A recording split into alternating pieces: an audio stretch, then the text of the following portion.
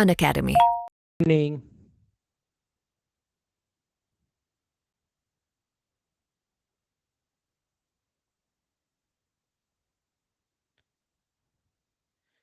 कैसे हैं आप लोग सभी लोग? कि एकदम बढ़िया हैं, एकदम अच्छे हैं, एकदम शानदार हैं। मैं भी एकदम ठीक हूं भाई, एकदम बढ़िया हूं। तो चलिए फिर हम लोग आज की क्लास की शुरुआत करते हैं। मैं आज आप लोगों को पढ़ाने वाला हूं यहाँ पर कुछ एसआई की जो इंस्टॉलमेंट है वो आज की क्लास में मैं आप लोगों को समझाने वाला हूं। एमटीएस के पेपर के बारे में भाई सबसे पहले मैं बता दूं, मैथ्स के बारे में आप लोगों को ज्यादा टफ पेपर अगर आप लोग देखोगे, प्रीवियस ईयर्स पेपर अगर आप लोग देखोगे, एमटीएस के लिए क्लास आप लोगों के लिए लगाई थी, लेकिन ये वाली क्लास में मैं क्वेश्चन ही पढ़ाने वाला हूँ, क्वेश्चन ही करवाने वाला हूँ। याद रखना आप लोग, ये बहुत पहले क्लास लगा दी थी आप लोगों की। तो ऐसा ही कि जो इंस्टॉलमेंट का अगर कोई क्वेश्चन एमटीएस में भी, देखिए ये बात मत सोचना कि एमटीएस में क्वेश्चन आसान ही आते हैं। एमटीएस में भी बहुत अच्छे लेवल का क्वेश्चन आ सकता है। और अपने पास यहाँ पर इसका तो प्रीवियस ईयर्स के क्वेश्चन पेपर आप लोग निकाल लो और आप लोग वहीं से आप लोग कर सकते हैं। तो चलिए फिर हम लोग शुरुआत करते हैं आज की क्लास की। कुछ क्वेश्चंस मैं आप लोगों को करवाता हूं।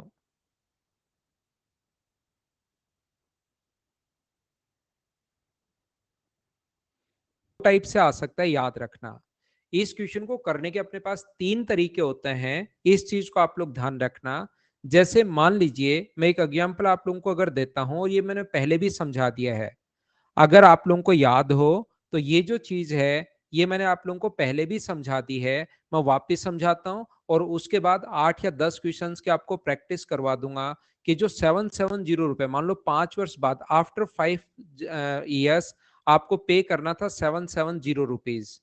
और आप लोगों ने यहां पर क्या किया, 770 रुपए एक साथ देने के बजाय यदि 5 साल की, 5 वर्ष की 5% की दर से 5 इक्वल इंस्टॉलमेंट में अगर देना है तो आप लोग उस पैसे को कैसे दोगे, ये अपने पास तरीका है, ये अपने पास क्वेश्चन है।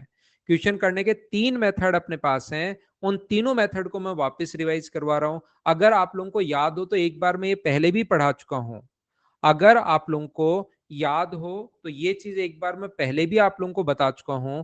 तो कोशिश करना, वापस से सिखाने की कोशिश करता हूं। यहां पर ध्यान से सुनना, जो इंस्टॉलमेंट अगर 5 इंस्टॉलमेंट पे और पांचों इंस्टॉलमेंट अगर इक्वल हैं तो हम लोग क्या करते हैं, जो एक साल बाद आपने इंस्टॉलमेंट दी उस पर कितने साल का ब्याज नहीं दोगे। जैसे मैं वैसे आपको समझाऊं, अगर आप एक साथ देने जाते हो उसको, तो वो आपसे 5 साल बाद अगर एक साथ देने जाओगे तो अपने पास 770 रुपीज आपको देने पड़ेंगे, अगर आपको पता है तो। लेकिन जो पहली इंस्टॉलमेंट आप दे देते हो उस पर कितने साल का ब्याज नहीं दोगे, तो आप कहोगे सर उस पर 4 साल का ब्याज हम लोग नहीं देंगे। जो दूसरी इंस्टॉलमेंट दोगे at the end of second year, उस पर कितने साल का इंस्टॉलमेंट आप नहीं दोगे, उस पर 3 साल की इंस्टॉलमेंट आप लोग नहीं दोगे। जो तीसरे वर्ष के अंत में जो अगर ब्याज आप लोग देते हो, दो इंस्टॉलमेंट देते हो at the end of third year, उस पर कितने साल का इंटरेस्ट नहीं दोगे, आप 2 साल का इंटरेस्ट नहीं दोगे। जो चौथे साल के लास्ट में जो किस्त आप लोग देने वाले हो उस पर 1 साल का इंटरेस्ट नहीं दोगे, और 5वें साल का इंटरेस्ट तो 5वें साल अपने पास रहेगा ही रहेगा। तो पहली इंस्टॉलमेंट जो आपने दी, याद रखना उस पर कितने साल का ब्याज नहीं दिया, आपने वहां पर ब्याज नहीं दिया कितने साल का, 4 साल का इंटरेस्ट नहीं दिया, तो 4 साल का इंटरेस्ट आप लोग इसमें ऐड कर दो। इंस्टॉलमेंट 5 की 5 इक्वल है। दूसरी इंस्टॉलमेंट मान लो आपने x rupees the at the end of second year, तो उस पर कितने, 2 साल बाद जो किस्त दोगे उस पर कितने साल का ब्याज नहीं देना पड़ेगा, 3 साल का इंटरेस्ट नहीं देना पड़ेगा। तो इस चीज पर आप लोग 3 साल का इंटरेस्ट यहां पर ऐड कर सकते हो। ये लीजिए 3 साल का इंटरेस्ट। जो चौथे तीसरे साल के अंत में जो थर्ड इंस्टॉलमेंट दोगे at the end of third year, उस पर कितने साल का, 3 साल बाद जो इंस्टॉलमेंट दोगे कितने साल का ब्याज नहीं दोगे, 2 ईयर का इंटरेस्ट आप नहीं दोगे। तो 2 ईयर का जो इंटरेस्ट है यहां पर चलिए ऐड कर दीजिए। जो चौथे साल के अंत में आप लोग इंस्टॉलमेंट देने वाले हो at the end of fourth year, जो इंस्टॉलमेंट आप दोगे उस पर कितने साल का ब्याज नहीं दोगे, 1 साल का ब्याज नहीं दोगे, तो उस पर 1 साल का ब्याज ऐड कर दो। और जो लास्ट इंस्टॉलमेंट दोगे 5वें वर्ष के अंत में, उस पर तो 5 साल का ब्याज इंक्लूड होगा ही होगा, ये लीजिए, इस चीज को हम लोग सोल्व कर लेंगे, अपना आंसर आ जाएगा। यहां पर जब भी आप लोग इस चीज को अगर जोड़ते हो, इस चीज को अगर ऐड करते हो, तो अपने पास ये होगा 120x/100। ये अपने पास होगा 115x/100। ये अपने पास जो होगा 110x/100। ये अपने पास होगा 105x/100। और ये अपने पास x है, बराबर अपने पास 770। इन सभी को अगर आप लोग ऐड करते हो तो ये अपने पास बनेगा 550। 100 बराबर यदि 770 है, तो जो x का मान होगा वो अपने पास कितना होगा? x का जो मान होगा 770 इंटू 100, डिवाइड कर देंगे हम लोग 550 से। जीरो से अपने पास जीरो कट गया, 11 से 7 बार, 11 से 5 बार, और 5 से कट गया 20 बार। 20 गुना 7 अपने पास कितना आ गया? 140 रुपए। ये अपना आंसर है। बोलिए बिल्कुल ठीक है क्या? ऋतिक, मैं क्वेश्चंस ही करवा रहा हूं भाई। ये मैं आप लोगों को आज की जो क्लास लगाई है ये क्वेश्चंस के लिए हो गई थी। मैंने बच्चों को बोला था यहाँ पर क्वेश्चन सोल्व करवाने की कोशिश करूंगा। एसआई की इंस्टॉलमेंट शुरुआत में ही मैंने आप लोगों को बता दिया है कि कोई क्वेश्चन अगर एसआई के इंस्टॉलमेंट वाला अगर आपके सामने आता है तो वो 1 घंटे में आज मैं क्लियर करवाने की कोशिश करूंगा भाई।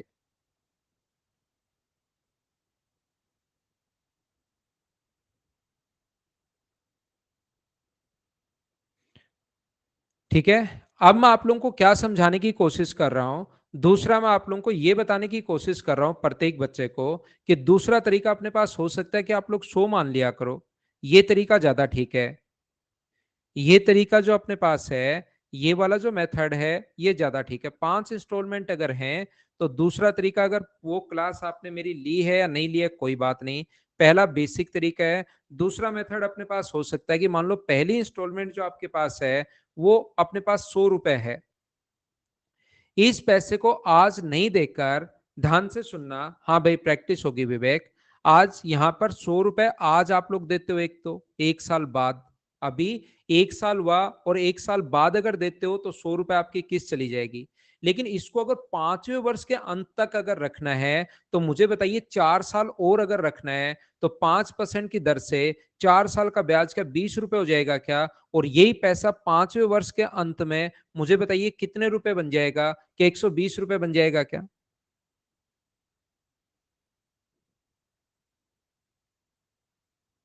यहां पर मुझे ये बताइए, ये अपने पास 100 था, यहां पर दूसरी किस्त जो 2 साल बाद आपने 100 रुपए चुकाई, बिल्कुल ठीक है। अगर यहां पर अपने पास 15% की दर से, 5% की दर से 3 साल, तो 15 रुपए और होगा। अगर 3 साल और रख लेते हो तो यही पैसा कितने रुपए बन जाएगा? 115। 2 साल बाद जो किस्त होगी 100 रुपए की, वो 115 बन जाएगी। जैसे तीसरे वर्ष के अंत में जो पैसा आपने लौटाया उसमें अपने पास 2 साल का ब्याज होगा। तो मुझे बताइए, 2 साल का ब्याज अगर ऐड करते हो तो क्या अपने पास 110 हो जाएगा क्या? चौथे साल के अंत में जो पैसा लौटा रहे हो 100 रुपए, यहां तो ठीक है। अगर इसी पैसे को 1 साल और रख लिया तो 5 रुपए इंटरेस्ट और लग जाएगा, और ये पैसा कितना बन जाएगा? 105 बन जाएगा। 5वें वर्ष के अंत में जो पैसा लौटा रहे हो ये तो 5वें वर्ष के अंत में है ही, तो ये टोटल अपने पास हो जाएगा 550। और ये इंस्टॉलमेंट अपने पास प्रत्येक 100 है। ध्यान रखना, प्रिंसिपल देकर इंस्टॉलमेंट पूछ सकता है, इंस्टॉलमेंट देकर प्रिंसिपल पूछ सकता है। तो यहां पर अपने पास जो था, ये जो अपने पास होगा, मुझे आप लोग एक बात बताइए, यहां पर जो 770 दिया हुआ था, ये अपने पास 550 की वैल्यू है। और इंटू कर दोगे आप लोग 100 से, तो मुझे बताओ, 0 से 0, 7 से अपने पास 11, 11 से 7 बार, और 11 से 5 बार, 5 से 20 बार। और यहाँ पर स्वागतम बिल्कुल कर सकते हो भाई, बहुत सारे बच्चे करते हैं, ये भी तो कोई पूछने वाली बात नहीं है। ये तो कोई पूछने वाली बात है ही नहीं भाई, बहुत सारे बच्चे क्लियर करते हैं। कहीं कोई प्रॉब्लम है नहीं, कि ऐसा नहीं है कि आज तक किसी ने किया ही नहीं हो आप पहले बनोगे। आराम से करते हैं यार, ये तो कोई क्वेश्चन ही नहीं हुआ। यहां पर मुझे सभी लोग ये बताइए, एक तीसरा तरीका अपने पास होता है कि हम लोग फॉर्मूला बना देते हैं 100 × a upon 100t plus R T into T minus 1/2। ये हम लोग यहाँ पर फॉर्मूला बना देते हैं। एक अपने पास अगर कभी भी अमाउंट, ये क्वेश्चन दो तरीके से आता है, कभी भी अगर अमाउंट दिया हुआ हो तो हम लोग क्या करते हैं, यहाँ पर 100 × t R T into T minus 1/2, ये अपने पास फॉर्मूला होता है, इससे अपने पास इंस्टॉलमेंट आ जाती है। तो यहाँ पर 100 × a होगा, यहां पर 100 × a, यूट्यूब पर देखिएगा, ठीक है भाई। अपॉन अमाउंट कितना है यहाँ पर 770, अपॉन टाइम कितना है 5, तो 100 × टाइम 500, आर इंटू टी 5 × 5, और टी माइनस 1/2, ये तीन तरीके होते हैं। टी यहाँ पर 5 है, माइनस 1/2 का मतलब यहाँ पर 2 होगा, ये अपने पास माइनस, तो ये टोटल सोल्व करने पर 100 × 770, नीचे अपने पास 25 × 2 50, तो ये आ जाएगा 550। तो ये अपने पास जो आ गया है वो कितने रुपए आ गया अपने पास, जब सोल्व करोगे तो 140 रुपए आ जाएगा, सोल्व कर लेना। तो अपने पास तीन तरीके हैं। पहला तरीका अपने पास ये वाला है, ये रहा फर्स्ट मेथड। दूसरा मेथड अपने पास ये वाला होता है, जिसको 100 मान के कर सकते हो, बहुत बढ़िया तरीका है। और तीसरा मेथड अपने पास ये हो सकता है, जब भी अपने पास अमाउंट दे तब ये तीन फॉर्मूले हैं, बोलिए एकदम ठीक है क्या?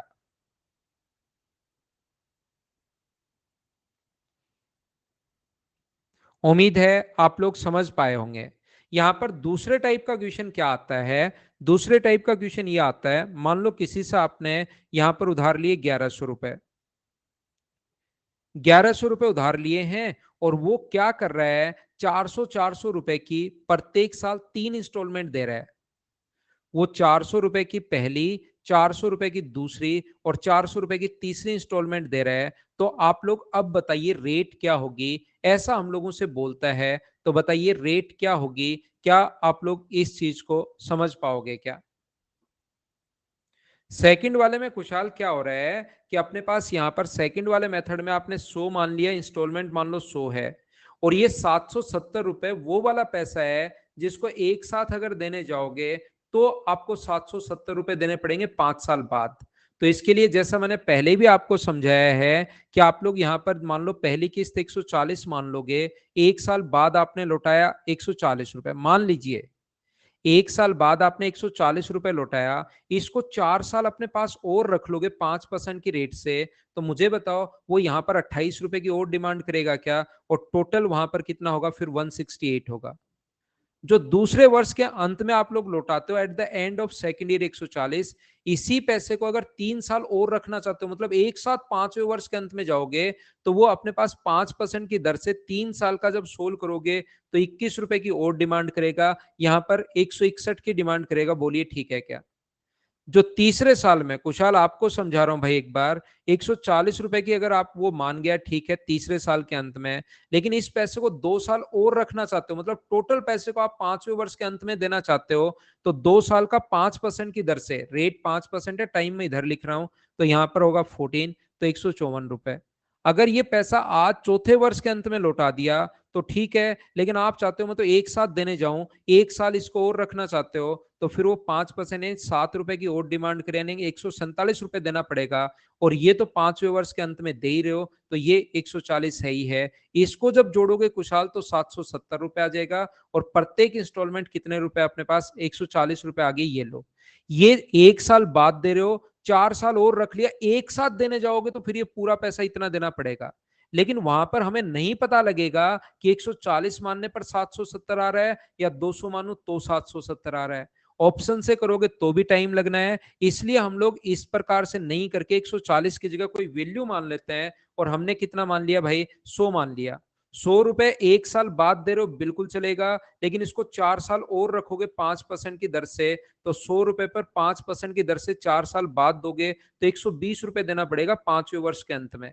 ये 100 रुपए 5वें वर्ष के अंत में ये बन जाएगा, ये 100 रुपए 5वें वर्ष के अंत में ये बन जाएगा, ये 100 रुपए ये बन जाएगा, और ये तो 5वें वर्ष में है ही। तो अमाउंट बन गया 550 रुपए। इंस्टॉलमेंट स्वयं कंपेयर कर लेंगे। जब अमाउंट 550 है, पूरा लिखते हैं, जब अमाउंट 550 है तो किस्त की राशि होगी 100 रुपए। जब अमाउंट 1 रुपए है तो किस्त की राशि होगी 100/550। और जब अमाउंट 770 रुपए अगर है तो किस्त की राशि क्या होगी, 100/550। इनटू कर देते हैं हम लोग किससे, 770 से। तरीका वही है, बस बोलने का तरीका चेंज हो जाता है कि 550 वैल्यू है 770 की, और गुना कर देंगे 100 से। बोलिए आप लोग समझ पाए हो क्या? अब दूसरा तरीका, अपने पास दूसरा मेथड, दो टाइप के क्वेश्चंस आते हैं। इसमें अपने पास अमाउंट दिया हुआ होता है। एक दूसरे टाइप का जो क्वेश्चन आता है वो अपने पास इस टाइप से आता है, ध्यान रखना, कि 1100 रुपए आपके पास हैं और ये आपने उधार ले लिया, तो आप लोग रेट ऑफ इंटरेस्ट बताइए। तो कुछ बच्चे क्या करते हैं कि 1200 रुपए चुकाए, तो ब्याज कितना मिला, ऐसा ही मिला अपने पास 100 रुपए, और सीधा वो रेट निकालते हैं। रेट का फॉर्मूला होगा 100 इंटू इंटरेस्ट।